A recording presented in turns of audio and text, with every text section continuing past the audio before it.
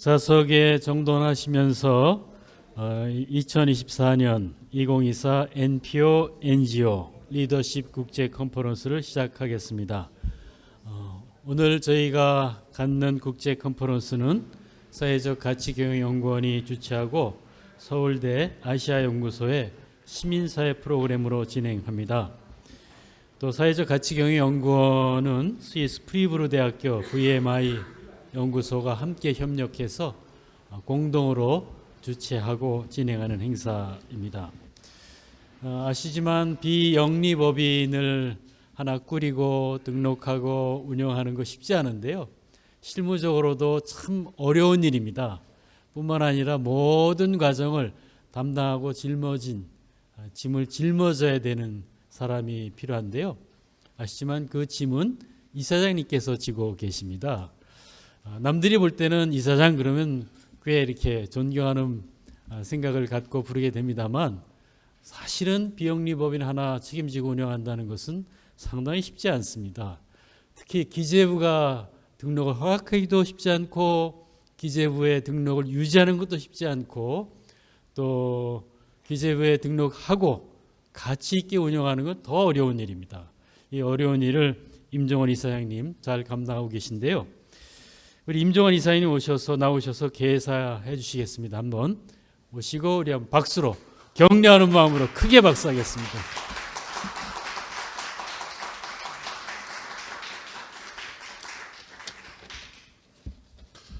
(2024년) NPO NGO 리더십 국제 컨퍼런스를 가지게 된 것에 기쁘게 생각하고 또 참여하신 여러분들을 환영합니다. 지난 2022년부터 스위스 브리버그 VMI 연구소와 함께 비영리 조직 경영 전문성 강화를 위한 국제 워크숍이 벌써 3회를 맞이하고 있습니다. 특별히 이번 해에서는 여러분들께서 기다리시던 비영리 조직을 위한 프리버그 경영 모델 제10차 개정판이 한국어판으로 번역되어 그 출판식과 국제 컨퍼런스를 가지게 된 것을 정말 기쁘게 생각합니다. 이 컨퍼런스를 준비하기까지 저희 사회적 가치경영연구원 허욱 원장님 또 연구원들 너무 수고를 많이 했는데요. 감사를 드리고 또 이 국제 컨퍼런스 부분에 있어서 우리 축사를 해주실 임현진 교수님 또 기조발제를 해주실 공석기 교수님, 금호 소장님 그리고 라운드 테이블에 참여하셔서 같이 논의를 하게 될 윤순철, 송직근, 정납섭, 하재찬 선생님께도 감사의 말씀을 드립니다. 2024년 5월 16일부터 17일 양일간에 진행되는 제3차 비영리 경영 전문성 강화를 위한 집중 워크숍 위기관리 리더십 과정을 통해서 유럽의 오랜 과학적 연구의 축적과 교육 훈련의 경험이 한국의 현장과 만나는 소중한 기회를 만들고 비영리 조직의 사회적 영역을 더욱 확산하는 데 도움이 되기를 소망합니다. 21세기 우리의 삶을 조여오는 기후위기와 재난위기의 현실들, 대기업으로의 경제적 집중과 불평등 구조의 심화, 저출산, 특히 한국 사회에 우려할 만한 급격한 초고령 사회로의 변화 등은 바로 우리 모두가 사회적인 협력과 연대 없이는 해결할 수 없는 심각한 과제에 한국 사회가 직면해 있다 이렇게 생각을 합니다. 저는 사회 현상에서 중요한 부분들이 결국에서는 경영과 관련되어 있다 이렇게 생각하는데 경제 활동에 주목을 해야 된다고 생각하는데 경제 활동을 하는 주체는 영리 활동을 하는 주식회사만 있는 것이 아니고 비영리 경영으로 사회에 기여하는 비영리 조직들이 상당히 존재합니다. 우리 사회에서는 영리 경영을 하는 기업들만 주목을 받을 뿐 비영리, NPO, NGO의 중요성이 된 바 있습니다.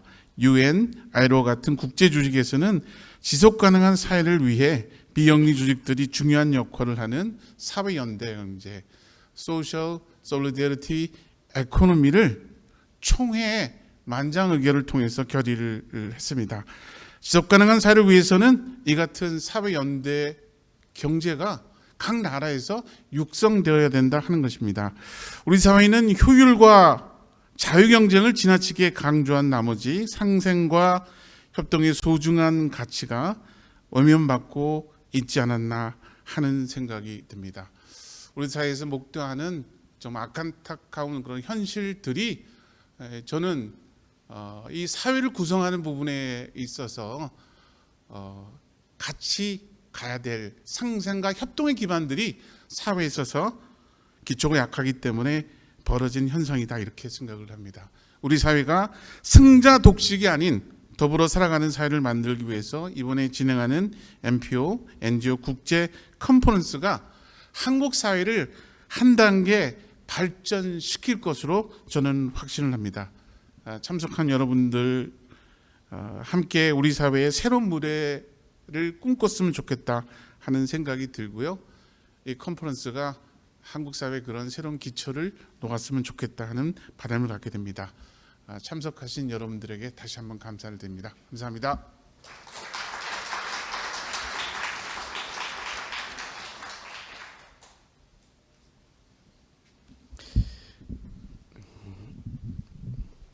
감사합니다. 이어서 임현진 교수님 모시고 축사를 듣겠습니다. 임현진 교수님은 서울대학교 사회학과 명예교수이시며 아시아연구소 창립소장이십니다. 대한민국 학술원 회원이시기도 합니다. 모시도록 하겠습니다. 감사합니다. 여러분 안녕하십니까? 바쁘신 가운데 오늘 이 사회적 가치 경영연구원이 주최하는 MPO NGO 리더십 국제회의에 참석해 주신 여러 시민 여러분, 특히 활동가, 전문가, 학자 여러분들께 감사의 말씀을 드립니다. 오늘 오다 보니까 다행히 날씨가 청명하더라고요.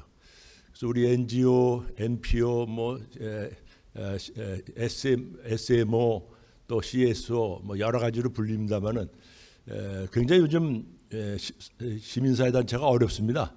안팎으로 어렵죠. 예를 들자면은 젊은 세대가 동참을 잘 안 합니다. 또 시민들은 스스로 SNS를 통해서 독자적으로 움직입니다. 또 활동가들은 정말 어려운 열악한 노동 아래에서 일을 하고 있습니다. 그래서 이 어려운 가운데서 우리 맑은 하늘처럼 우리 NGO, MPO가 좀 앞으로 환하게 좀 일어섰으면 하는 희망을 가지고 있습니다. 제가 어젯밤에 좀 고민을 하다가 무슨 말씀을 드려볼까 할 얘기가 너무 많더라고요. 그런데 길어서 빼고 뺐는데도 좀 길어질지 모르겠습니다. 원래 시민단체는 원래 권리주창이라든지 정책감시라든지 또 이 대안을 제시를 통해서 얘기를 하고 있는데 그 입주가 굉장히 줄어들고 있습니다. 특히 개혁성이라든지 도덕성이라든지 전문성이라든지 이 투명성을 덕목으로 했는데 일부 시민단체가 회계부실이라든지 지나친 이 권력에 가까이 감으로써 본래의 그 소위 취지와 다르게 활동을 하지 못하고 신뢰도와 영향력이 굉장히 많이 떨어지고 있습니다. 특히 이 와중에서도 우리 사회는 지금 이념적으로 갈라져 있습니다. 그런데 시민사회단체가 이것을 좀 끌어안아야 되는데 또 시민사회단체도 보수와 진보로 심각하게 갈려져 있습니다. 그래서 이러한 갈등을 사실은 치유를 해줘야 되는데 오히려 이런 사회 통합을 주도해 나가는데 좋은 역할을 못 하고 있다는 안타까움을 가지고 있습니다. 특히 우리 시민사회단체들은 1980년 후반부터 굉장히 그 양적으로 많이 증가를 해서 2000년대에 비하면 엄청난 영향력을 끼쳤다고 말씀을 드릴 수 있겠죠.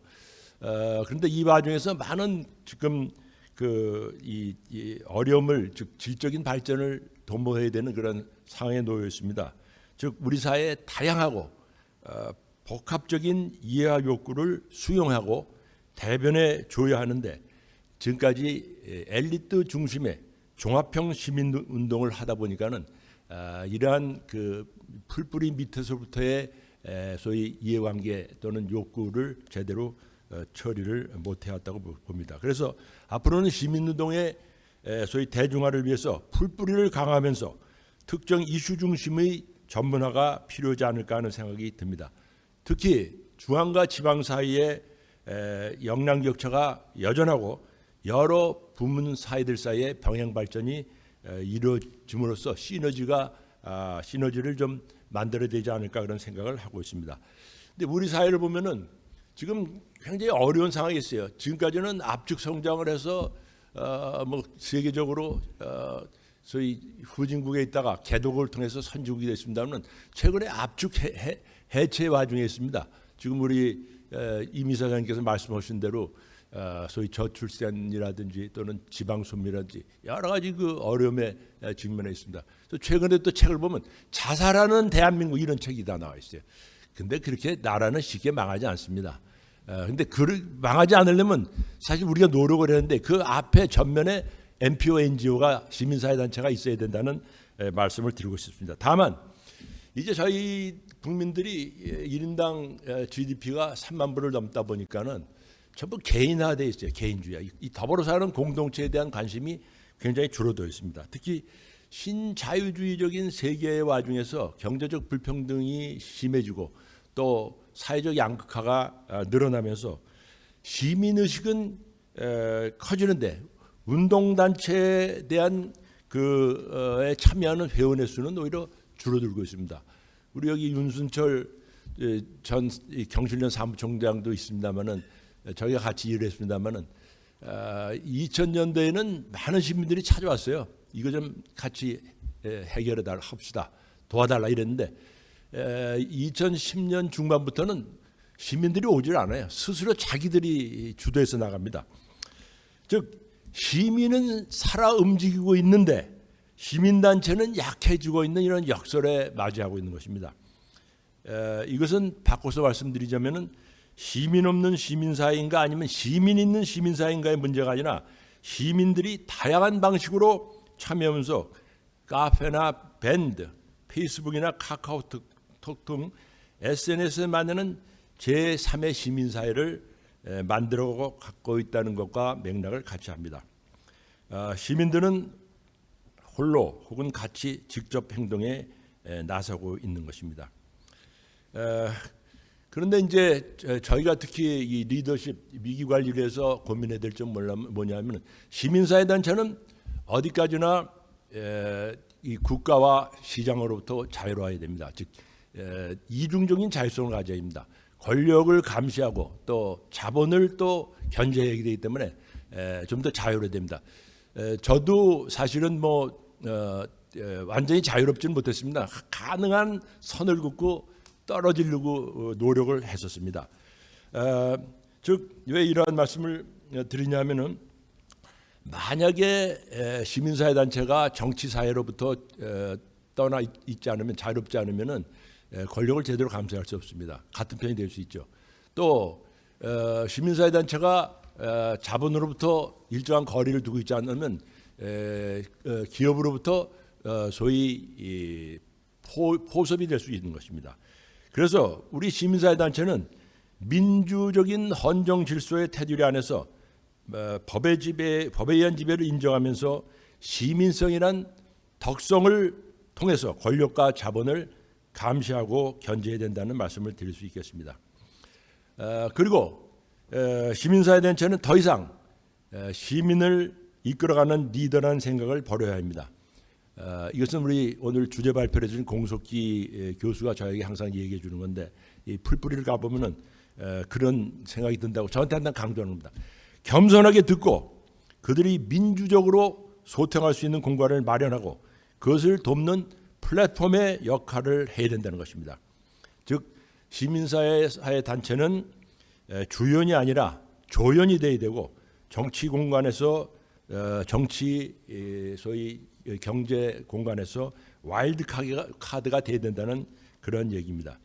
특히 미래의 주역으로서 MZ세대의 역량과 의지를 총합할 수 있도록 시민사회단체가 적극적으로 나서야 됩니다. 오늘 이 젊은 분들이 좀 없는데 이들은 사실은 역량이나 이런 면에서 보면 대단합니다. 또 특히 환경, 생태, 평화, 인권 등 미래 문제에 대해서 관심이 많습니다. 즉 각자 도생하는 한국 사회에서 공동체 복원을 위해서 이들이 만약 적극적으로 앞에 나서준다면은 지속 가능성도 느려지고 회복 탄력성도 조금 강화할 수 있는 그런 계기가 되지 않을까. 그래서 앞으로 젊은 MZ 세대를 중심으로 해서 세대 간 협력이 중요하다는 말씀을 드리고 싶습니다. 최근 한국 사회 최대 화두로 등장한 돌봄의 문제 역시 풀뿌리 지역에서 시민성을 갖춘 시민들이 민주적 방식으로 접근할 때 지속 가능한 해법을 찾을 수 있다고 봅니다. 과거와 같은 방식으로 여성들에게 모든 돌봄의 짐을 맡기던 사회는 더 이상 가능하지도 않고 바람직하지도 않습니다. 돌봄을 또 국가가 전담해야 된다는 생각도 버려야 됩니다. 정부 지원이 필요하지만 돌봄 서비스는 결국 지역에서 풀뿌리 수준에서 답을 찾아야 된다고 봅니다. 한국 시민사회단체의 건강성의 회복력은 풀뿌리 지역에서 작은 실천과 실험에서 출발해야 됩니다. 구체적인 장소에서 풀뿌리 민주주의가 구현되기 위해서는 다양성, 인정과 존중, 생태와 순환, 관계와 공유, 특히 창화 혁신 등의 가치를 나눌 수 있고 공감할 수 있는 그런 플랫폼을 저희가 만들어가면서 앞으로 이 어려운 과정에서도 역할을 해야 되지 않을까 생각이 듭니다. 오늘 이 어려운 과정에서도 이러한 좋은 자리를 만들어 주신 우리 이미 사장님하고 허 원장님, 또 독일에서 저 멀리 비행기 타고 날라오신 분들, 또 여기 나와주신 분들, 이 관계자 여러분들을 위해서 박수 한번 치면서 인사 말씀에 대신하고자 합니다. 네, 여러분 감사합니다.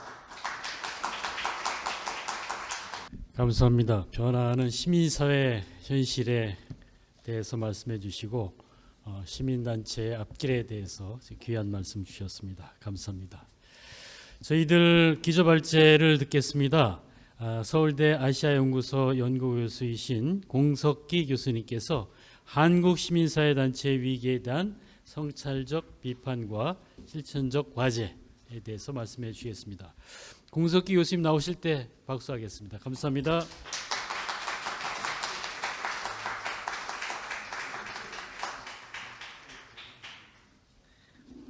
사진이 엄청 크네요.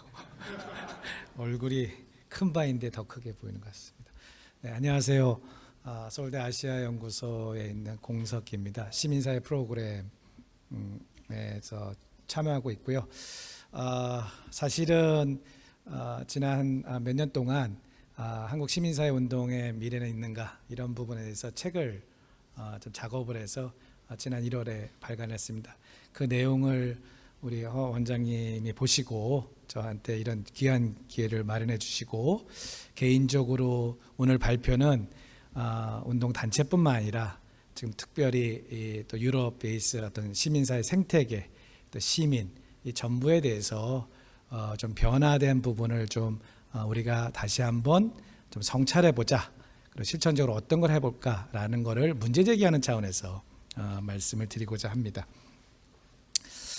그래서 사실은 이 첫 번째가 제일 중요합니다. 그래서 이 문제 제기를 한번 이 자리에 계신 분들, 또 유튜브로 생중계가 되고 있는데 이거 보시는 분들이 고민해 보시면 좋을 것 같습니다. 이 부분을 특별히 우리가 앞서 우리 임현진 선생님이 말씀해 주신 거하고도 또 맥락이 연결된다고 생각합니다.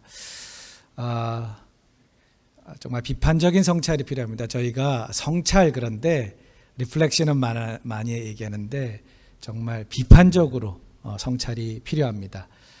그리고 우리가 한국 사회만 사는 것이 아닙니다. 한국 사회가 그냥 한국만이 아닙니다. 이 컨텍스트가 이미 우리 삶이 글로벌해졌습니다. 그래서 외국을 가지 않아도 우리 삶이 이미 글로벌 돼 있습니다. 대표적인 게 인권, 다문화, 뭐 환경, 뭐 한국의 문제가 아닙니다. 전 세계 그런 부분입니다. 이 부분에 대해서 특히 디지털 혁명으로서 디지털 플랫폼 경제 수렴에 대해서 우리가 보이지 않게 이미 그 한가운데 있습니다.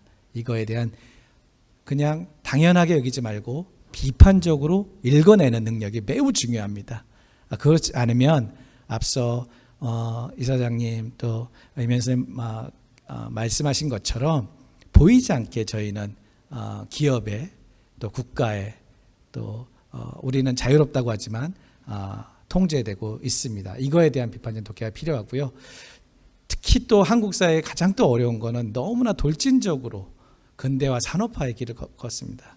그래서 70년의 시간이 됐지만 너무나 압축적이에요.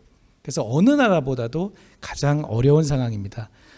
우리 사회학에서 얘기하는 비동시성의 동시성이라 해서 이러한 한국 시민사회 단체만이 마주한 이러한 특수한 성장에 대해서 이해가 필요합니다. 그래서 오늘 좋은 이런 서구적인 모델 책 너무나 참조할 게 됐지만 우리 사회 변화 발전한 거에 대해서 시민사회 변화 발전이 어떤 거에 대한 특수한 그 성장 과정에 대한 역사에 대한 이해도 매우 중요합니다.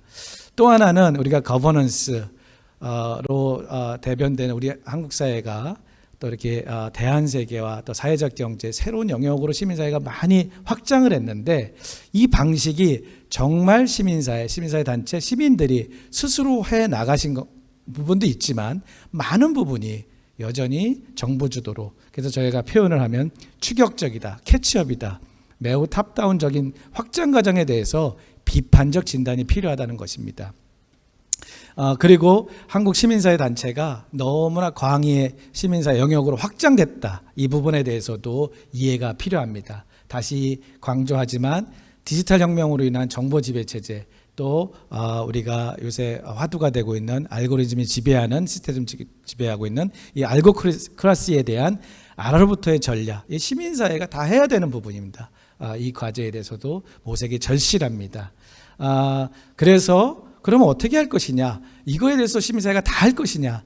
이러한 이해와 실천적인 또 과제를 모색하고 함께 비판적으로 성찰하면서 차근차근 긴 호흡으로 성찰적으로 우리 스스로 정말 내가 시민으로 올바로 서고 있는지 그 시민성에 대한 성찰 그리고 이것이 한국 시민이 아니라 풀뿌리 세계 시민으로 다시 서야 된다. 그렇지 않으면 대안 모색이라든지 실질적으로 연대하고 하는 그런 부분에 대해서 매우 어렵다. 그래서 세계 시민으로 우리가 소위 말하는 세계 시민이 아니라 풀뿌리 제가 이따 표현하겠지만 여기 있는데 Grassroots Global Citizenship 또는 어떤 학자가 표현한 거면 Rooted Cosmopolitan 이러한 표현으로 다시 서야 된다라는 것을 말씀드리며 마지막으로 제가 관심을 가지고 있는 Light Community 그러니까 돌봄과도 연결되고 다양한 사회적 경제, 지역 공동체와 연결되는 좀 새로운 실험에 우리가 모델을 그냥 이해하는 게 수입해서 하는 것이 아니라 우리도 살아내서 체득해서 그것을 모델을 경험해서 그것이 축적돼야 된다 이런 말씀입니다. 그래서 앞에 두 선생님들이 정말 우리가 글로컬 크라이시스 정말 전 지구적인 그리고 국내외전 위기가 지금 압축적으로 마주하고 있다라는 것을 다시 한번 제가 랩업을 했습니다. 출산율, 자살률, 또 평균 수명, 초고령화, 개인화, 또 지역 공동체 붕괴, 격차, 기후변화, 에너지 전환, 또 약자, 소수자 인권, 불평등 문제 너무너무나 광범위하죠. 이것이 한국만의 문제가 아니라는 거죠. 거시와 미시가 다 연결돼 있고 거기다가 최근에는 디지털 또 플랫폼 경제, 알고크라시 문제, 기후 위기, 재난, 그 전쟁까지 또 코비드-19 이런 부분이 지금 우리가 다 압축적으로 다 우리가 경험하고 있습니다. 남 얘기가 아닙니다. 이거에 대한 비판적 독해가 매우 필요합니다. 자, 그래서 제가 오늘 주제가 NPO 또 NGO 또 우리 시민단체 위기 관리 리더십에 대한 또 리더십의 문제에 대해서 얘기할 때 우리가 조금 나눠서 하나하나 부분에 대해서 좀 성찰해 보자 문제 제기를 좀 하고 싶었습니다. 그런 의미에서 먼저 회원에 대해서 한번 생각해 보자는 겁니다. 과연 기존의 방식의 회원이 그대로 똑같이 우리가 계속 유지할 것이냐 이 부분에 대해서 예를 들어서 정말 우리가 스스로 우리가 지금 서울시에 산다고 하면 정말 내가 시민인가? 그렇지 않은 사람이 너무 많다는 거죠. 시민으로서의 좀 시민으로 제대로 쓰고 있는가? 주민으로서는 제일 되고 있는데 시민으로서는 아직 제대로 시티즌십을 발휘하지 못하고 책무할 수는 없다. 이러한 주민과 시민 사이 이러한 간극이 존재하고 또 정책성과 소속감이 점점 사라지고 아까 말씀하신 강조하신 것처럼 그 시민사회의 가장 장점이라고 할 수 있는 이 연대, 이 솔리데이터가 이게 감소하고 있는 부분에 대해서 왜 그럴까에 대해서 봐야죠. 특별히 이런 그 정책 경쟁의 시대에서 그런 상황에서 기업과 정부와 또 이런 정책 경쟁에서 전문가의 참여가 매우 중요한데 왜 전문가가 사라지고 있는가? 우리가 전문가가 형식적인 결합이 아니라 그럼 운동에 또 실제 스텝들이 얼마나 전문성을 갖춰야 되느냐. 오늘 매니지먼트 관련되고 또 어떤 구체적인 조직에 대한 매니지먼트 있지만 얼마나 스텝들이 또 거기에 참여하는 회원들이 전문성을 가질 수 있고 전문성을 키워야 되냐 이런 부분도 매우 중요합니다. 1인 NGO 증가 이거를 비판할 것이 아니라 그것을 정말 어떻게 바라봐야 되느냐. 이 1인 NGO 증가를 멀찍이 바라보는 것이 아니라 어떻게 추동할 수 있을까. 운동성을 견제할 수 이런 부분에도 고민해야 되고 특히 다문화, 글로벌리제이션, 이주의 시대 때 이주민을 어떻게 참여시키고 다양성을 제고할 것인가. 플랫폼 경제로서 수렴되고 있을 때 불안전 노동, 프리케리어트에 해당되는 분들이 점점 공동체로부터 분리되고 또 이렇게 주변에 머무는데 이분들을 어떻게 참여시킬까. 이런 부분이 고려되지 않으면 여전히 아까 앞서 또 우리 선생님들이 말씀하신 것처럼 엘리트 중심, 소수의 중심 그런 문제가 생길 수 있다는 겁니다. 그러면 단체 운영에 대해서는 한국시민사회 특수성을 고려할 때 저는 과잉사회 운동사이다 이런 표현을 씁니다. 여전히 이렇게 중앙 중심으로 서울 중심으로 큰 단체들이 활동하고 쉽게 연대하고 정책에 대해서 대안하고 얘기하고 있습니다. 이런 부분이 부족하다, 문제다. 그냥 비판했을 것이 아니라 그러면 어떻게 새로운 대안을 마련할 것이냐 이런 부분이 매우 중요한 거죠. 우리가 너무 쉽게 강한 연줄로 인한 연대에 의존하고 있지 않는가. 그리고 광해 시민사회에 대한 해석, 이해, 편, 경계를 나누고 있지 않은가. 우리가 시민사회가 이미 광의로 확장됐을 때 그 시민사회를 우리가 어떻게 열린 자세로 협력할 것인가. 다시 한번 강조하지만 이 디지털 플랫폼 활용에 대한 보이지 않는 지배에 대해서 어떻게 비판적인 자세를 가지고 대응할 것인가. 제가 좋아하는 이 카피가 있는데 We are easily connected but incompetent. 이게 디지털 플랫폼하고 연결된 건데요. 이게 커넥션하고 네트워킹하고를 우리 스스로 많이 혼돈하고 있습니다. 착각하고 있습니다. 커넥션이 마치 내가 연대하고 있다, 연결되고 있으니까 내가 힘이 있고 쉽게 자원을 동원할 수 있겠지만 점점점 우리는 연결은 쉽지만 역량은 힘은 떨어지는 매우 위험한 상황이다. 그래서 중앙 중심으로 과거같이 연줄에 의한 민주화, 참여 이런 중심의 쉬운 연결로 정책을 로비하던 이런 과잉 사회운동 사회에서 이제는 변화해야 된다. 라는 것을 다시 한번 강조하고 싶습니다. 그러면은 가버넌스에 대해서도 저희가 다시 한번 좀 돌아봐야 될 거라고 생각합니다. 끈기, 소통, 참여, 혁신 매우 중요하고 이거는 순환적으로 연결되어 있습니다. 그런데 이것은 정책적인 경쟁이나 구현 부분에 있어서 우리가 이 부분을 할 때 거버넌스 매우 중요합니다. 근데 그 거버넌스가 어떻게 이루어지고 있느냐. 정부와 기업 대 경쟁적으로 해야 되고 또 협력도 해야 됩니다. 그런데 이것이 우리가 아래로부터 자연스럽게 형성된 그러한 거버넌스 중간 지원 조직이냐 아니면 탑다운으로 마련진 중간 지원 조직이냐. 중간 지원 조직이 정말 운동과 로비를 하는 매우 중요한 조직인데 우리가 그 중간 조직이 그 역할을 하지 못하고 단순히 위탁이라든지 그런 사업 프로젝트를 나눠주고 선정하고 관리하는 정도로 되면은 사실은 근본적인 그런 운동성과 로비 영향력은 사라지는 매우 그러니까 어떻게 보면 위험한 그런 결과를 낳고 있다라는 말씀을 다시 한번 말씀드리고 싶습니다. 우리가 서울 노원에 있는 이지하우스 너무 좋은 정말 하나의 모델로서 에너지 제로 하우스죠. 재생에너지 사업도 많이 하고 있고 또 이렇게 아웃쿰 그러니까 이런 많은 이런 것들이 진행되고 있습니다. 그런데 정말 그것을 주체화되고 있는가? 정말 협동조합을 하고 또 사회적 경제하고 또 에너지 전환을 하는 많은 주민들 또 시민들이 거기에 주체가 되고 있는가? 이런 부분에 대해서 다시 한번 볼 필요가 있습니다. 자, 이제 내용이 되게 많아가지고요. 무려 슬라이드가 30쪽이나 됐기 때문에 좀 중간은 쭉쭉쭉 넘어가도록 하겠습니다. 정말 신자유주의 경제 세계의 명암이 있습니다. 요새 디지털 노마드가 새로운 화두입니다. 디지털 노마드. 그래서 랩탑만 들고 다니면서 여행 다니면서 3개월 뭐 이렇게 비자 런 하면서 그냥 일하면서 또 즐기면서 살고 있습니다. 그 전에는 소위 말해서 초국적 자본가, 트랜스내셔널 캐피탈리스트 클래스라는 이런 삶을 되게 또 지향하는 사람도 있습니다. 그러니까 정말 소속감이라든지 연대라든지 시민사회가 매우 경계해야 되는 부분이죠. 그래서 새로운 변화로서 이러한 트랜스내셔널 캐피탈리스트 클래스도 있고 또 디지털 노마드 부분에 있어서 시민사회 스스로 시민단체들도 고민해 봐야 된답니다.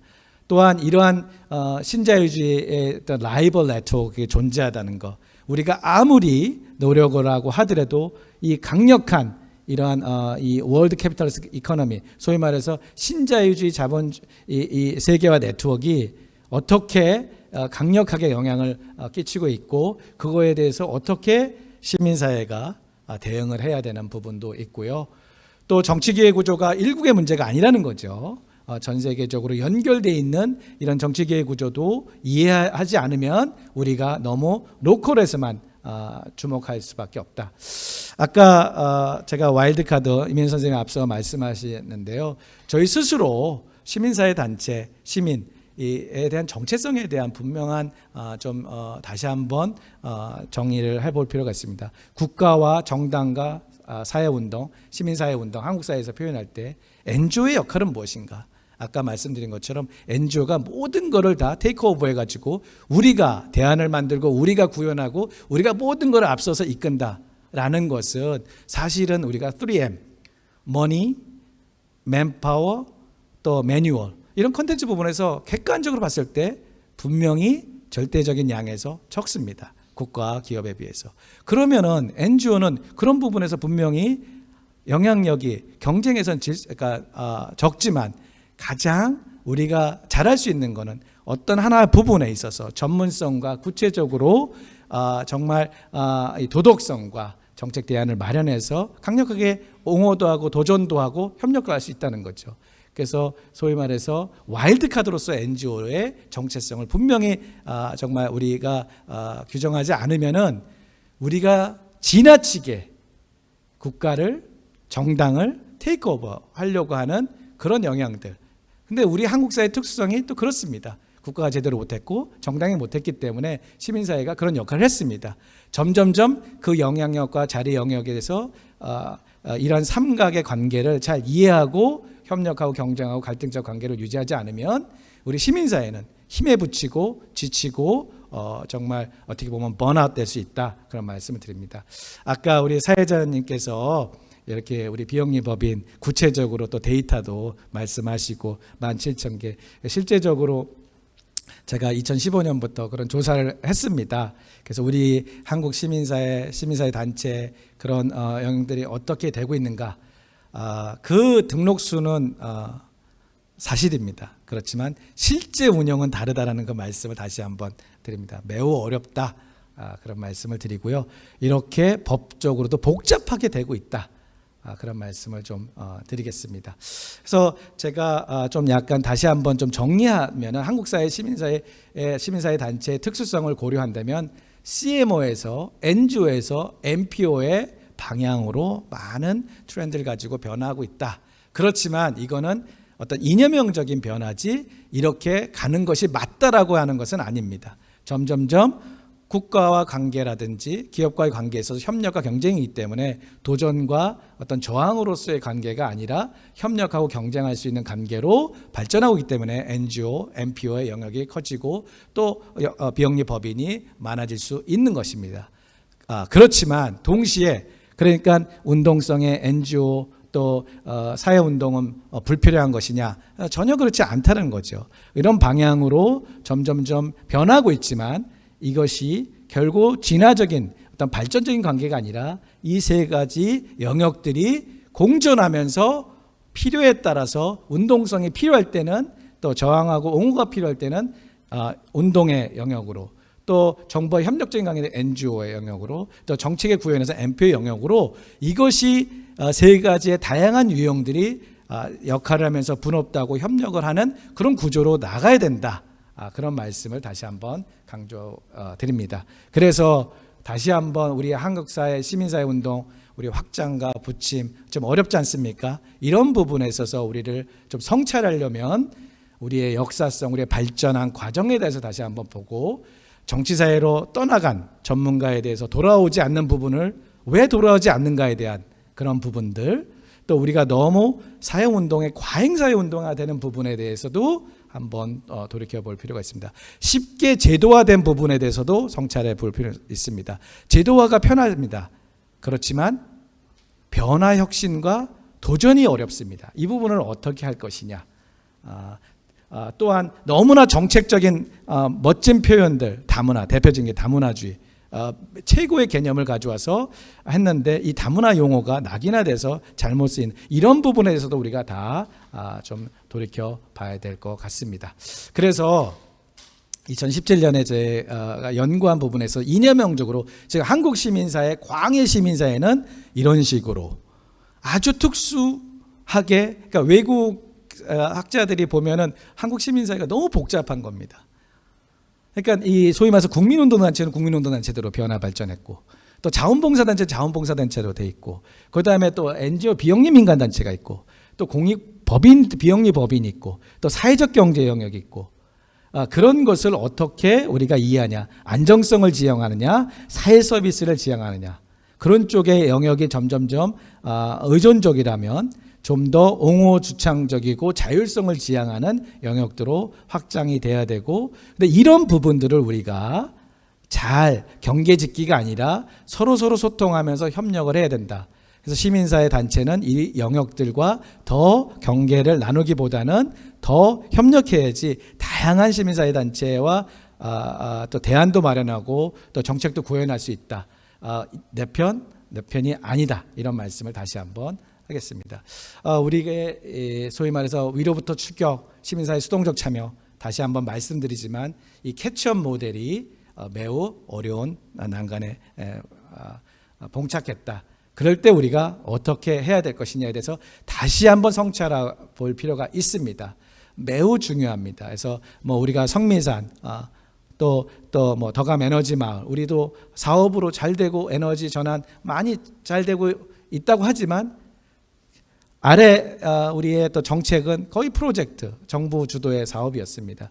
거기서 제가 강조하고 싶은 거는 소통입니다.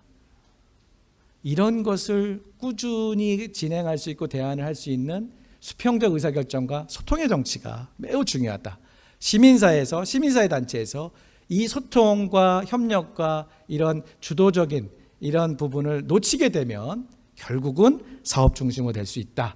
Talking politics matter. 다시 한번 말씀을 드리고 싶습니다. 알고 클래스 지배와 시민사회 저항 전략은 미래 과제로서 다시 한번 강조를 하고요. 이렇게 디지털 플랫폼 시대에 있어서의 정말 이 보이지 않는 도전에 대해서 우리가 경각심을 가져야 됩니다. 우리가 이 플랫폼에 있어서 또 앱으로 모든 것이 수렴되고 있을 때 발생하는 이런 불평등 문제, 또 빈곤, 양극화, 또 공동체 해체 이 부분에 대해서도 비판적으로 이해하지 못하면 매우 어렵습니다. 자, 결론으로 지금 가고 있는데요. 다시 이 5가지 키워드를 랩업 차원에서 말씀을 드리고 싶습니다. 절대 시민사회 단체, 시민사회 영역은 운동성을 포기하면 안 됩니다. 우리가 결국 아까 전 와일드카드로서 정체성으로서 견제할 수 있는 것은 운동성으로 도전을 하고 변화를 추동해야 됩니다. 그렇지 않으면 정체되고 변화 가능성이 없습니다. 어떻게 액티비즘을 할 것이냐 그 부분에 대해서는 우리가 또 계속해서 고민을 해야 될 필요가 있습니다. 다시 한번 디지털 플랫폼을 통해 디지털 플랫폼을 통한 보이지 않는 지배에 대한 응전, 보이지 않게 그냥 자율적으로 개별적으로 대응할 때는 수능이 될 수밖에 없다는 부분, 또 MZ세대를 대한 우리의 두 가지 마음을 제대로 균형을 잡아야 될 필요가 있습니다. 매우 혁신적이고 매우 창의적입니다. 그들에 대해서 어떻게 열린 자세로 함께 하려는 마음인가, 또 자원동원에 대해서 쉽게 하려는 것이 아니라 어떻게 광의 영역에서 우리가 자원동원을 할 것이냐에 대한 선순환적인 어떤 메커니즘에 대한 구축이 매우 필요합니다.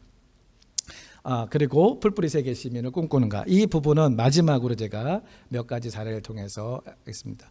지금 우리가 아시아에 있어서 어떤 민주적인, 한국에 있으면 민주화 운동 그런 부분들이 있지 않았습니까? 우리가 또 미얀마, 또 홍콩, 또 대만, 또 태국, 이런 부분에 있어서도 이렇게 연대하는 그런 저항 운동들이 있습니다. 매우 어떤 그 긍정적인 그런 차원에 있어서 연대 운동이 있습니다. 그리고 이주민들이 새로운 운동에 있어서 새로운 활력소가 되고 있다. 이런 부분에 대해서 우리가 다시 주목을 해야 됩니다. 그래서 MZ세대들이 또 우리 디지털을 동원한 이런 그 초국적 연대, 아시아에 있어서의 변화, 이런 부분을 시민사회가 놓치면 안 된다는 부분이죠. 여성 참여와 리더십 부분에도 매우 중요한 거죠.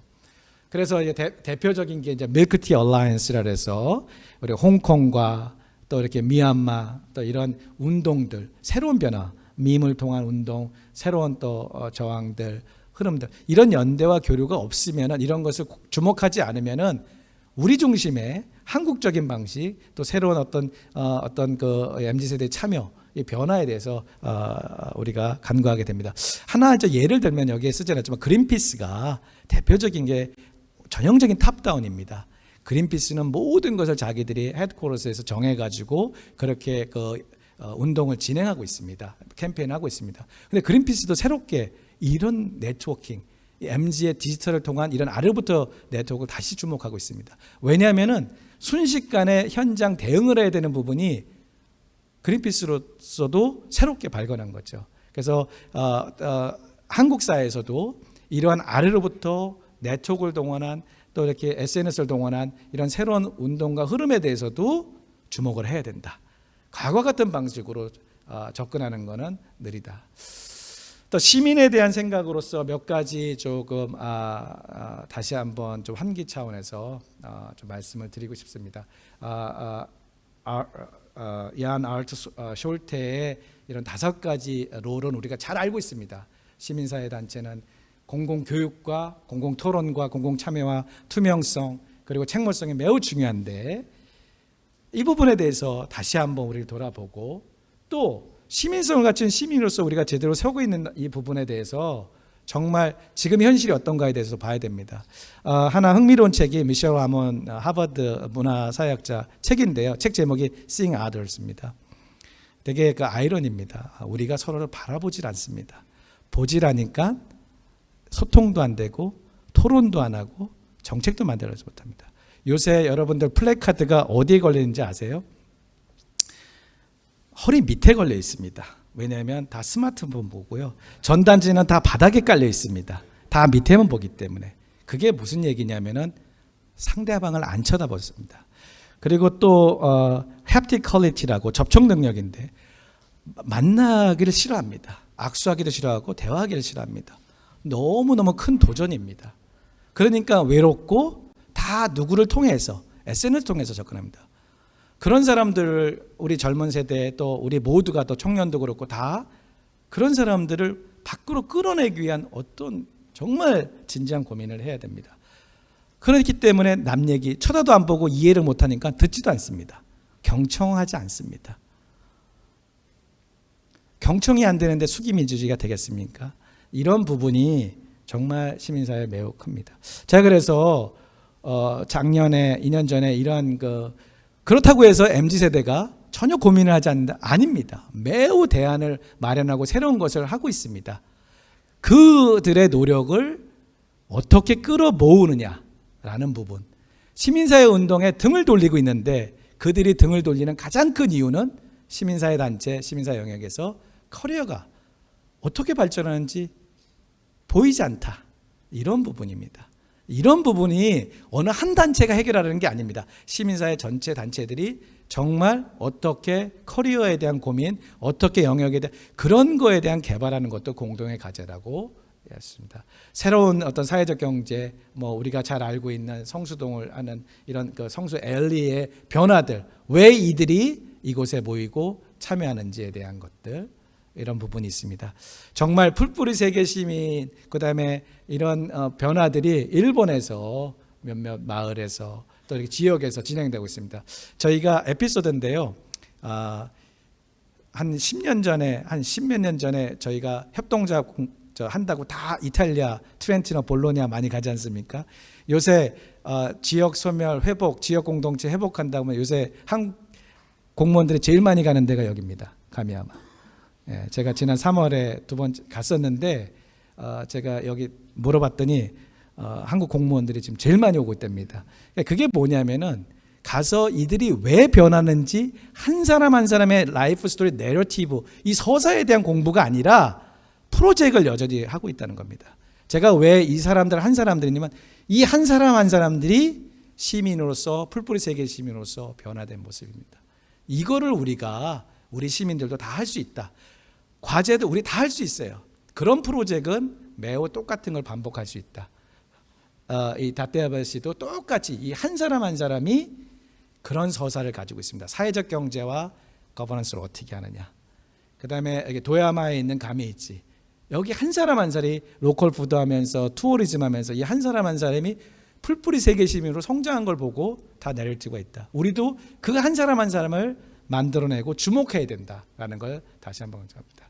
트렌티노 너무 유명하고 협동조합의 성지 아닙니까? 이 속에는 저와 같은 풀뿌리 세계 시민들이 너무 많이 있기 때문에 협동조합이 잘 되고 있다. 그렇게 말씀을 드리고 싶습니다. 그래서 마지막으로 저는 이러한 것은 로컬에서 라이트 커뮤니티로 정말 열리고 유동적이고 창의적인 어떤 디자인을 할 수 있고 또 협력할 수 있는 그런 공동체와 열린 자세로 시민사회가 해야 되는데 젊은 세대 안 받고 다문화 안 받고 또 이주민 잘 안 받고 또 플랫폼 경제에 있는 주변에 있는 사람들 잘 안 받고 이러지 않고 경청하지 않으면은 새로운 혁신과 대안을 만들기 어렵다. 그래서 그 대안으로 나아가는 것이 우리의 과제다. 이렇게 하면서 발표를 마치도록 하겠습니다. 감사합니다.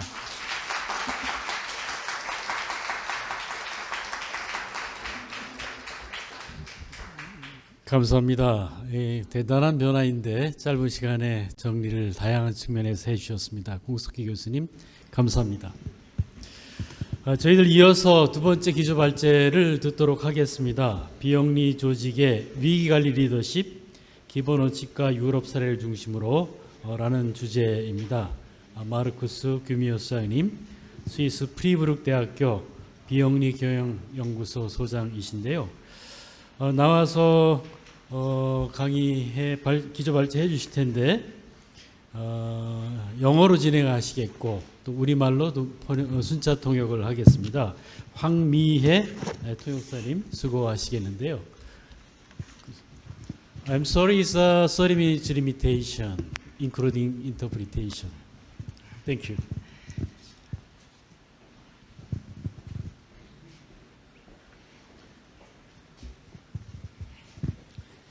Thank you very much for the second invitation to speak. 네, 오늘 아침에 한글판 출간 기념식을 하면서 제가 또 소개를 드리면서 또 감사 인사를 드린 다음에 다시 이렇게 무대로 또 불러주셔서 기조 발제를 할 수 있는 기회를 주셔서 감사드립니다. Yeah, I have been invited to talk about the relationship between state and private non-profit organization. Which is a nice idea to invite someone from management science to talk about politics, but anyway. 네, 저는 기조 발제 부탁을 받으면서 국가와 그리고 또 NGO 간의 관계에 대해서 좀 말씀을 해달라라는 부탁을 받았습니다. 어떤 정치적인 그런 관계가 되겠죠, 일종의.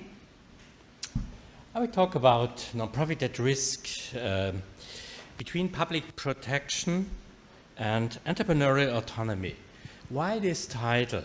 For many non-profit organizations, it seems to be very attractive to be supported and protected by public institution and politics. 네, 저는 오늘 여러분들께 공공보호와 기업 자율성 사이에서 위기에 처한 NGO라는 주제에 대해서 말씀을 드리고자 합니다. 사실 일부 NGO 그리고 NPO를 보면 대중들의 입장에서 또는 어떤 공공적인 입장에서 보면 굉장히 매력적인 대상이 아닐 수 없습니다. 지속적으로 지원을 하고 싶고 또 보호를 하고 싶은 그런 매력적인 대상이라고 생각을 합니다. I would like to highlight a little bit from a European perspective that this looking for public support and protection is a chance, but 네. it is also a risk.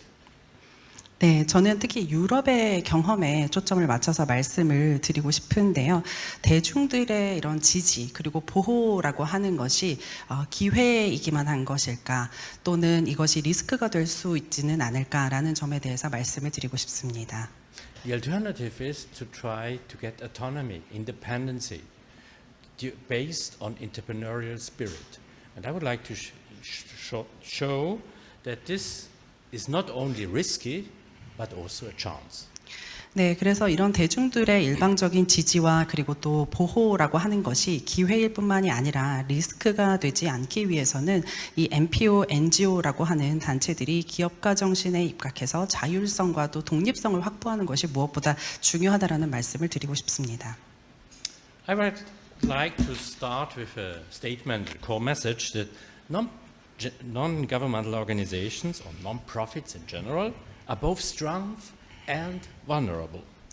네, 우선 핵심 메시지부터 던져드리면서 시작을 하고 싶은데요. 지금 화면에 보시는 것처럼 NPO 그리고 NGO는 강하면서도 또는 취약한 존재라고 생각을 합니다. If you have as an organization an attractive mission, then you are able to mobilize different resources, human resources, financial, logistic, political resources, or what you need with a good mission. 네, 그 이유는요, 바로 매력적인 사명 또는 이 미션을 가진 NPO, NGO들은 무에서 사회적 도움과 연대를 위한 자원을 동원할 수 있는데요. 그러한 자원에는 인적 자원, 재정적인 자원, 물리적 자원, 그리고 정치적인 자원, 이런 모든 자원들이 포함이 됩니다. You can mobilize or raise them from different sources, private persons, groups, grant-making foundations, churches maybe, other non-governmental organizations, private business, politics, or public authorities. 네, 그리고 이와 같은 자원을 제공할 수 있는 주체들도 굉장히 다양하죠. 개인, 단체, 그리고 보조금 지급을 하는 재단, 교회 및 비정부기구, 민간 기업에 이르기까지 굉장히 다양한 기관으로부터 다른 자원들을 확보할 수가 있습니다. Try to convince them about your mission, to make them identify or sympathize with your mission and activities, and therefore you hope that they don't expect any personal return in the luckiest case. 그래서 이 NGO와 NPO의 사명에 공감을 하고 또 여러분들이 여러분의 어떤 정체성에 대해서 이 자원을 제공하는 분들에게 어떤 설득을 하게 되면 가장 운이 좋은 경우, 가장 바람직한 경우에는 개인적인 대가를 기대하지 않은 상황에서 앞에서 말씀드렸던 다양한 자원들을 제공해 줄 것입니다. So this is the main strength of non-profit organizations, and many of them are very successful in doing this. For example, the Red Cross, Red Crescent movement. 이미 제가 말씀드린 이런 사항들을 대부분의 NGO, NPO에서는 잘 해오고 있습니다. 그리고 그의 대표적인 예로는 국제적십자위원회가 있을 겁니다. And I would like to take this example and explain a little bit about what is the formula of success of a good non-governmental organization. 네, 그리고 이 국제적십자위원회를 예로 들어서 이 NGO 그리고 NPO의 어떤 성공 공식이란 무엇인지에 대해서 좀 더 설명을 해드리겠습니다. As you may know, this organization or this committee has been founded in Switzerland, in the city of Geneva, 121 years ago. 네, 다 아시는 분들도 계시겠지만요. 이 국제 적십자 위원회는 스위스의 제네바라는 도시에서 200년도 더 전에 설립이 되었습니다. And as you can see, the picture of the 5 members of the first committee is all citizens of the city of Geneva. 네, 지금 좌측에 보시는 사진이 당시 국제적십자위원회를 창설한 초대 멤버가 되겠습니다. 이분들 모두 제네바에서 거주하고 있던 당시 제네바 시민들이었습니다. What I think is interesting here is to see what is the background of these people. All of them were engaged citizens, but they had very different backgrounds. 네, 제가 여기서 말씀을 드리고 싶은 부분은요. 이 5분 모두 굉장히 활발하게 시민 활동을 하던 분들이었고요. 또 한 가지 우리가 목도해야 할 것은 이분들의 배경이 모두 다 달랐다는 것입니다. For example, Gustave Mounier on the left side, top left side, who was a lawyer. We had 2 doctors, which is very useful for a movement like the Red Cross movement. We had 1 general. So the first president was a former general. It was the first Swiss general who served in our civil war some years ago, and it was a very highly reputed personality, not only as a general, but also as a politician and member of our parliament, Général Dufour. 네, 간략하게 설명을 드리면요. 맨 좌측 상단에 있는 분은 변호사셨습니다. 변호사셨고요. 그리고 또 중간에 사진에 나와 있는 분은 군 장성이자 정치인이셨거든요. 그래서 내전에서 승리를 거두면서 높은 존경을 받는 분이었고요. 인격적으로도 훌륭한 분이셔서 높은 존경을 받고 또 정치인으로도 활동을 하셨던 분이셨습니다. And finally, we have this personality, Henri Dunant, maybe the most best known person here, who started as a businessman. 네, 그런데 사실 이 분들이 이 적십자위원회의 초대 멤버이기도 하지만 우리는 이분들을 처음 이 적십자위원회라고 하는 일을 시작한 비즈니스맨으로도 알고 있습니다. Well, to be honest, he wasn't very successful as a businessman. 네, 그런데 사실 사업을 시작하시고 나서는 사실 그렇게 큰 성공을 He was successful as a humanitarian leader. 큰 성공을 거두지는 못했고요. 오히려 이런 인도주의적인 일을 하시면서 더 큰 성공을 거두어서 존경을 받은 분들이라고 합니다. And to be a humanitarian leader is one of the most important element, the core of a good social non-governmental organization. 그리고 이 NPO, NGO라고 하는 단체가 일하는 역할 중에 인도주의적인 가치를 가장 앞세우는 것이 여러분 모두가 아시는 것처럼 가장 중요한 일이기도 하죠. But part of the formula is also the mix, the diversity of these members. Members that represent the idea of humanitarian engagement, but also business and the politics, the state, and to bring these logics together in one organization. 네, 그래서 이런 NPO, NGO의 성공 공식 중에 하나가 바로 이 NPO, NGO에 참여하고 있는 각 회원들의 다양성에 또 있다고 생각을 합니다. 그 회원들의 다양성이야말로 인도주의적인 활동을 하는 데 있어서 다양한 아이디어를 내는 바로 원천이 되는 분들이라고 생각을 하고요. 비즈니스 측면에서도 그렇고 또 국가와 또 일을 할 때에 어떤 교각의 역할을 하면서 다양한 역할을 수행하게 하는데 굉장히 중요한 성공 공식 중에 하나가 바로 이 회원들의 다양성에 있다고 생각을 합니다. So, in terms of business, I would say that this is an early example of a successful joint venture of humanity, expertise, reason of state, and entrepreneurship. 그래서 바로 이 초대 국제 적십자위원회의 창설이야말로 인류애 그리고 그 외의 전문성 또 국가 이념, 기업가 정신의 합작품과도 같은 조인트 벤처라고 생각을 합니다. So that brings me to this chart, where the non-profit sector, the third sector, or sometimes independent NGOs, are embedded into the spheres of the state, of the business sector, and the private or informal sector built by families, clans, neighborhoods, and so on. 네, 지금 보시는 장표에서는 바로 이 독립적인 NGO, 우리가 흔하게 제3의 섹터라고 하는 부분이 바로 국가와 그리고 또 비즈니스 부문이라고 하는 공식 부문, 그리고 좌측 하단에 보실 수 있는 가족 생활 또는 시족 사회 등과 같은 비공식 부문과 모두 다 겹쳐져 있는 이 어떤 교집합 내에 있다고 생각을 합니다.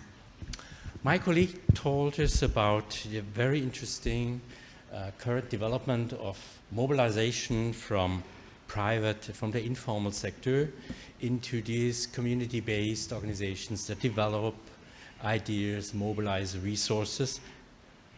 From my point of view as a management scientist, I'm more looking at the formal organizations and their relationships to these different spheres. 네, 이미 이전에 제 동료께서 굉장히 흥미로운 부분을 말씀을 해 주셨습니다. 시족사회라든지 또는 사생활과 가족생활에 있는 근거해서 이 활동들을 하셨던 것에서 이런 것들을 지역사회 차원으로 한 단계 업그레이드 시키면서 체계적으로 발전시키면서 지역사회 내의 다양한 주체들로부터 이 자원을 확보하면서 활동을 하셨던 그런 부분들을 말씀을 주셨고요. 저는 오히려 어떤 정치과학자의 입장에서 보면 이런 국가나 또는 비즈니스 부문과 같은 공식 부문 내에서의 NGO의 어떤 활동 또는 역할에 대해서 좀 더 말씀을 드릴 수 있을 것 같습니다. In their whole variety represented by all the pictures here. 네, 그리고 좌측, 우측, 상단에 있는 사진들을 보시면요. 지금 이 하단에 있는 피라미드 형태에 지금 속해 있는 모든 그런 주체들을 이미지로 제가 사진을 넣어놨으니 참조해서 봐주시면 감사하겠습니다. So let's have a look at the first relationship between the NGOs and the state. 네, 그러면 우선 이 독립적인 NGO와 국가의 관계에 대해서 살펴보겠습니다. What can NGOs expect from the state? Well, in some cases they can expect money. They get financial support or infrastructure. For example, in the sports, the non-profit organizations are heavily dependent on public support. 네, 그러면 이 독립적인 NGO는 국가로부터 어떤 것들을 기대할 수 있을까요? 몇 가지 예를 들어보면 재정적인 지원이 될 수도 있을 것 같고요. 그리고 또 좌측 사진에 보시는 것처럼 이 운동 경기장과 같은 인프라 측면에서의 지원을 기대할 수도 있을 겁니다. NGOs may work in the context of more or less friendly politicians on the right side.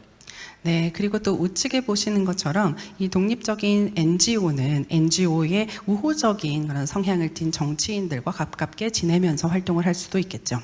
And jurisdiction and legislation that is made by politics that can be, in some cases, supportive or regulating or even restrictive, depending on the regime.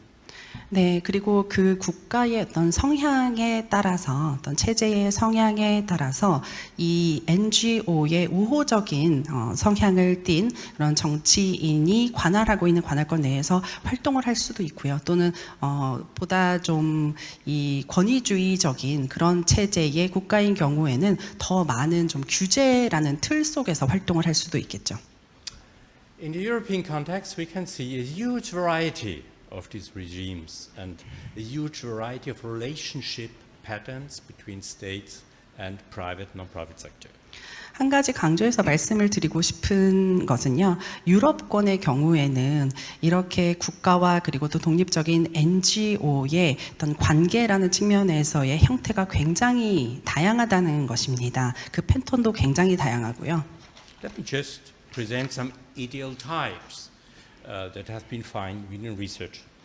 네, 최근의 연구 결과에 따라서 이상적인 관계란 무엇인지 몇 가지 예를 들어서 말씀을 드리겠습니다. In some countries, we have conditions for non-profit sectors where we would characterize the regime of the relationship as more liberal. For example, Switzerland or United States. 네, 스위스와 또는 미국처럼 보다 자유주의 국가 내에서 이 NGO 활동을 해 나가는 경우도 있을 것이고요. So we have a permissive, tolerant state that gives all the freedom we need to develop new ideas and to create new organizations that are engaged for civil society or as a part of civil society. 네, 이렇게 자유주의 국가의 경우에는 많은 부분들이 허용이 됩니다. 많은 자유를 보장을 하고요. 그런 자유로운 분위기 속에서 NGO라든지 또는 시민사회가 다양한 아이디어도 되고 또 새로운 조직이나 단체를 결성하는 것에 대해서 반대를 하지 않습니다. It is characterized by minimal regulation. For example, in Switzerland, regulation for non-profit activity is really at the minimum. 네, 이러한 국가들 같은 경우 특히 스위스가 되겠죠. 법적 규제가 최소한의 수준으로만 마련이 되어 있습니다. It gives you maximal space for development, but on the other hand, there are only a low level of subsidies. 네, 결국 그렇다라는 것은 아이디어를 개진하고 또 새로운 활동을 개진하는 데 있어서 거의 최대 수준의 자유가 보장이 되지만 또 그렇다라고 하는 것은 정부가 제공하는 그 지원의 규모나 수준이 굉장히 낮다는 것을 의미합니다.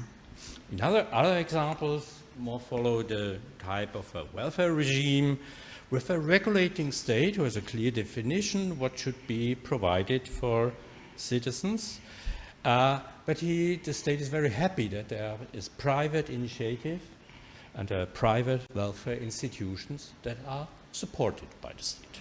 그리고 그 다음 다른 유형으로는 복지국가 유형이 있을 겁니다.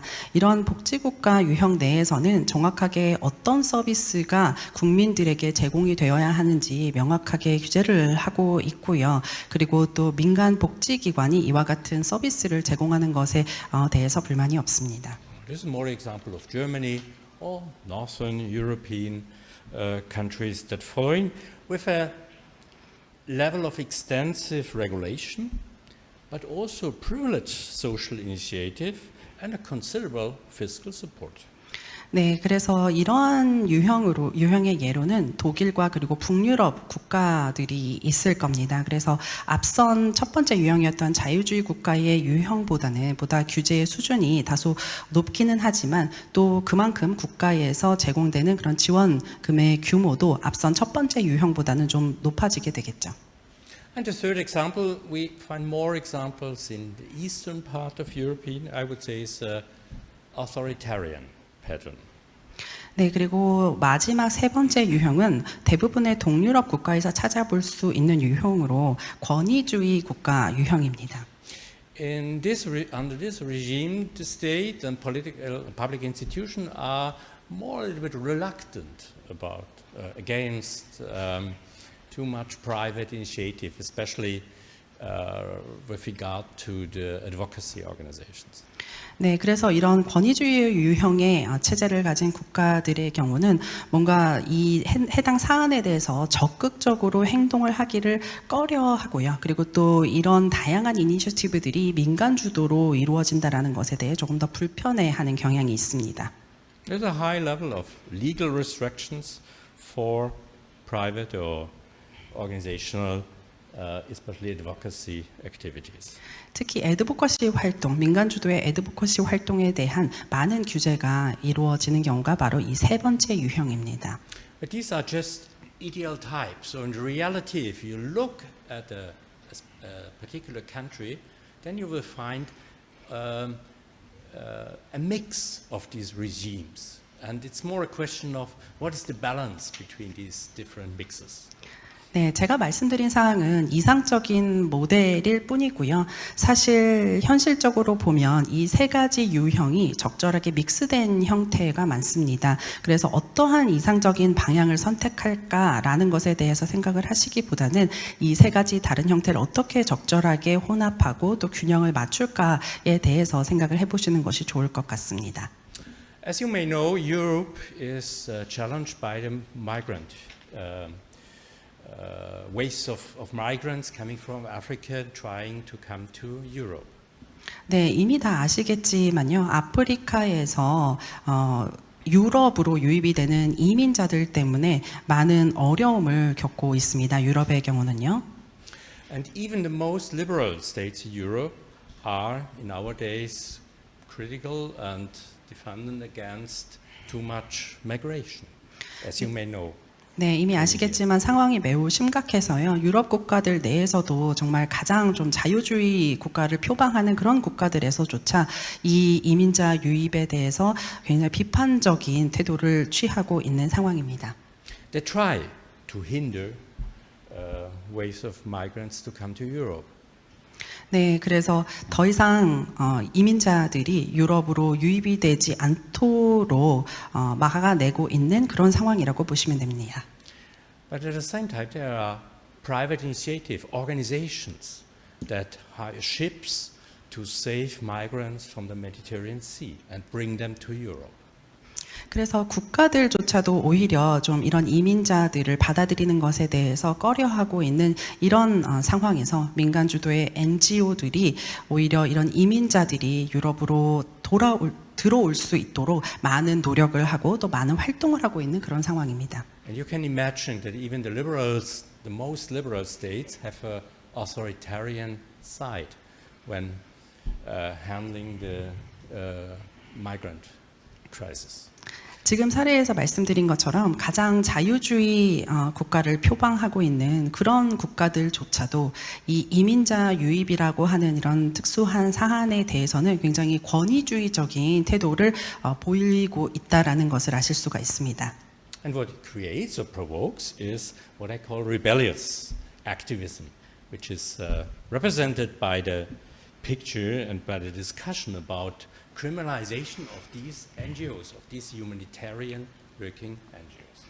그래서 이러한 사안에 대해서 적극적으로 활동을 하고 있는 시민단체나 또는 NGO들을 오히려 불법화 그리고 범죄화하지 마세요라는 뜻의 그런 표말을 지금 우측 하단에서 보실 수가 있습니다. So it's always a question of the mix. For each country, we find another mix of regimes characterizing the relationship between the state and the private non-governmental organizations.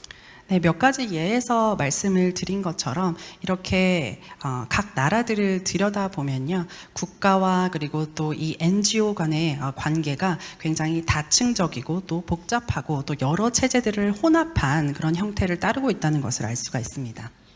You may reflect for yourself what Korean state and NGO relationships are characterized.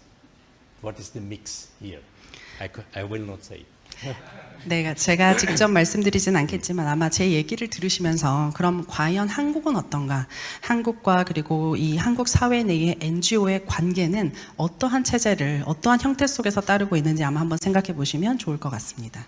But this is not the only aspect that characterizes chances, risks for non-governmental organizations.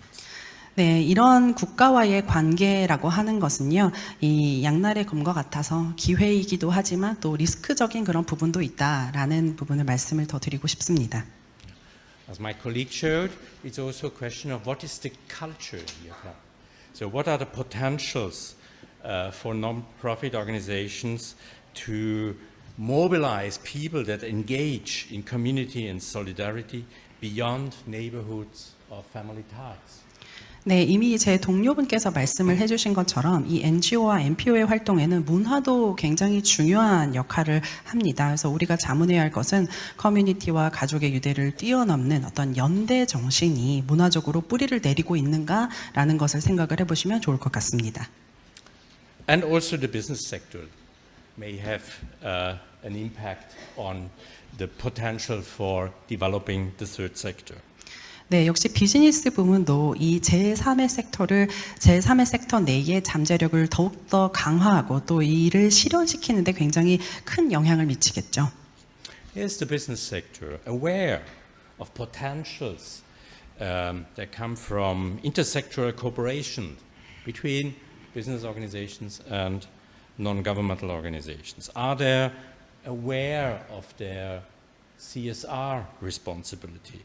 Do they mobilize own resources? For example, an example for corporate volunteering that can be a basis for support of non-governmental organizations. 네, 그래서 비즈니스 부문도 이 제3섹터인 NGO에 큰 영향을 끼칠 수 있다라고 말씀을 드렸는데요. 과연 우리나라에는 이 사회 평화에 기여하고 또 CSR 요구사항을 충족시키기 위해서 부문 간 협력의 잠재력을 인식하고 있는 비즈니스 부문이 있는지 한번 알아보는 것이 좋을 것 같습니다. 기업이 가진 이 역할, CSR이라고 하는 것에 큰 의미를 두고 또 이를 인지하고 있는지, 그리고 우측 상단의 사진에서 보실 수 있는 것처럼 기업이 가진 자체적인 자원을 활동을 해서 뭔가 할 수 있는 의미 있는 활동들을 그런 개진해 나아가고 있는지, 결국 이런 것들이 NGO, NPO를 지원하는 그런 활동이 되겠죠. Put all together, this is the context that brings chances and risk for governmental organizations. And from my managerial point of view, this is my last slide, I would like to formulate or just give an idea of recommendations from a managerial point of view. 네, 그래서 제가 말씀드렸던 이런 사항들이 NPO, NGO가 우리 사회 속에서 가져가고 있는 어떤 다양한 다층적인 관계라고 말씀을 드렸고요. 제가 드리는 말씀이 꼭 정답이라는 것은 아닙니다. 여러분이 각자 자리에서 활동하시는 가운데 제가 권고 차원에서 더 많은 아이디어를 드리는 차원에서 말씀을 드렸고요. 이제 마지막 슬라이드만 남겨두고 있습니다. Running a non-governmental organizations are under more friendly or adverse conditions is like hiking in the Swiss Alps and trying to get at the top. 네, 이 NGO를 운영을 한다라는 것은 지금 우측 사진에 보시는 것처럼 마치 알프스 정상을 정복하기 위해서 하이킹을 떠나는 그런 사람들과 같다고 생각을 합니다. So my recommendation is, first recommendation, professionalize your strategic planning. 네, 제가 그래서 이 성공적인 NGO 운영과 또 NGO의 목표 달성을 위해서 좀 권장드리고 싶은 사항의 첫 번째로는요, 우선 전략 계획을 전문화시키는 것이 중요하다고 말씀을 드리고 싶습니다. Carefully identify, assess, and control the critical resources. We will talk and discuss about it on Thursday and Friday. 네, 그리고 이 부분에 대해서는 목요일, 금요일에 말씀을 나누겠지만요. 핵심적이고 중요한 자원을 신중하게 식별하고 또 평가를 하고 통제하는 것이 중요합니다. In our seminar last year and 2 years ago, we have already discussed about the importance of attracting NGO identity and mission to attract private support from individuals and even business firms. 네, 이미 2년 전이죠. 지난 세미나에서 이 민간 부분의 지원, 그리고 또 이 시민 개인들의 지원을 받을 수 있도록 우리 NGO의 정체성과 그리고 사명을 어떻게 좀 매력적으로 만들면 좋을지에 대해서는 이미 이야기를 나눈 바 있습니다. Crucial is the ability to establish cooperation.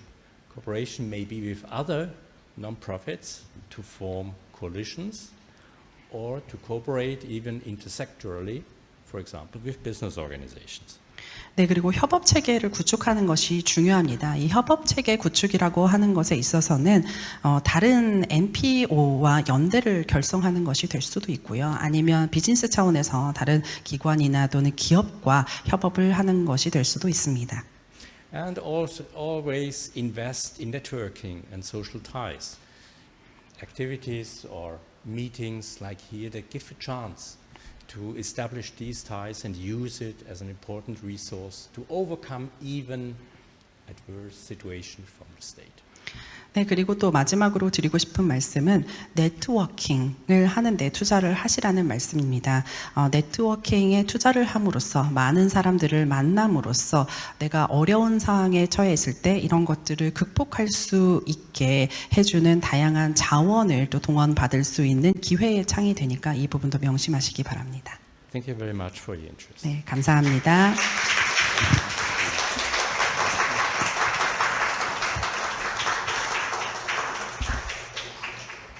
감사합니다. 핵심적인 내용을 정리해서 잘 전달해 주셨습니다. 시간이 짧은데도 들을 수 있는 좋은 내용을 잘 전해 주셨습니다.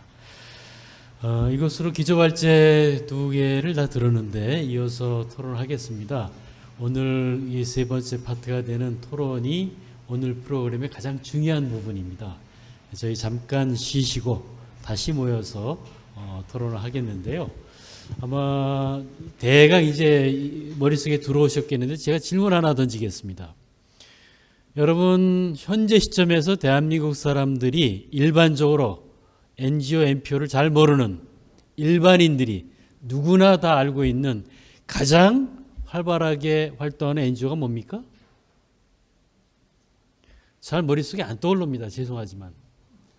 70년대, 80년대는 분명히 있었습니다. 그것이 때로는 반합법, 때로는 비합법이었을지라도 90년대도 있었습니다. 2000년대도 있었습니다. 지금은 머릿속에 딱 떠오르는, 누구나 머릿속에 떠오르는 NGO가 없습니다. 그래서 저희가 오늘 모이는 겁니다. 그 이야기를 이제 하려고 합니다. 그래서 5분 쉬신 다음에 다 함께 모여서 이 문제에 대해서 한번 정리하고 우리가 15,117개의 NGO를 대표해서 한번 토론하는 것을 참여해 주시면 고맙겠습니다. 감사합니다.